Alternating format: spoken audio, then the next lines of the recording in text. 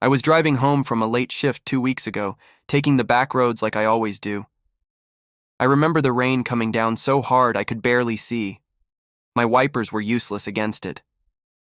The last thing I clearly remember was the headlights, a truck swerving into my lane.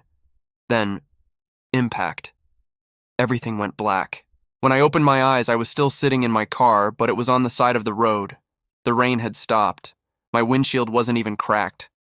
My hands were shaking, but I was alive. Or so I thought. I drove home in silence, too stunned to process it. But when I pulled into my driveway, my neighbor across the street froze mid-step. She stared at me like she'd seen a ghost. I waved, but she bolted inside. Things only got worse from there. When I walked into my house, my dog, who usually loses his mind when I come home, just sat at the top of the stairs, growling. He wouldn't come near me. The next day, I tried calling my mom. She picked up, but when I said, "Hey, it's me," she hung up immediately.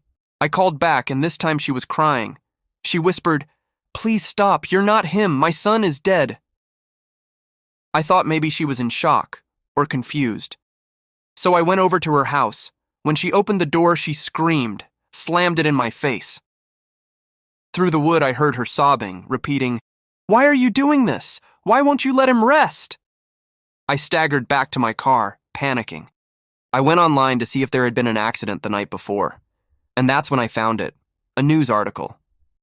Fatal collision on Route 9 leaves one dead. It had my name, my picture, my car, mangled beyond recognition. I stared at the screen for hours, waiting for it to make sense, waiting for someone to text me, call me, prove I wasn't crazy. But nothing came. The worst part? Every night since, I wake up back in that car, rain pouring down, headlights blinding me, impact, again and again. I don't know if I survived the crash or not. Maybe I'm trapped in the moment of dying. Maybe I'm something else entirely.